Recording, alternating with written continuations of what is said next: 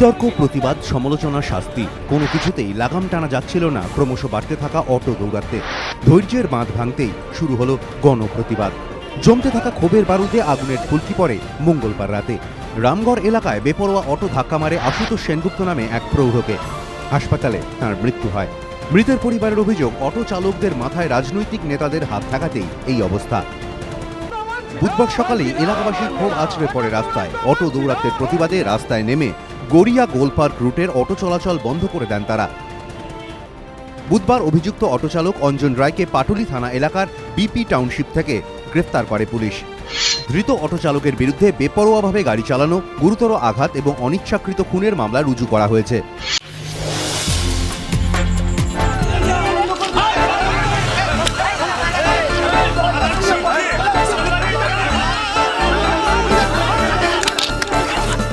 ছাত্র সংসদ নির্বাচন ঘিরে রণক্ষেত্র বীরভূমের মল্লারপুর কলেজ। প্রহৃত এবিপি আনন্দের প্রতিনিধি। ভাঙা হলো ক্যামেরা।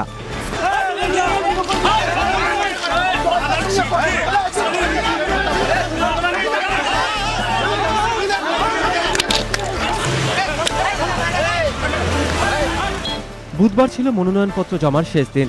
সকাল থেকে কলেজ গেটের বাইরে জমায়েত করে তৃণমূল ছাত্র পরিষদ।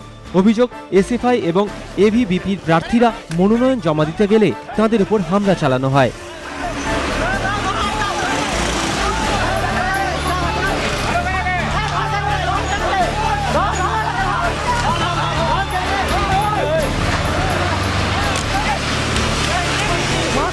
ঘটনার ছবি তুলতে গেলে এবিপি আনন্দ চিত্র সাংবাদিক এরশাদ আলমকে ব্যাপক মারধর করা হয়। ভেঙে দেওয়া হয় ক্যামেরা, কেড়ে নেওয়া হয় মোবাইল ফোন।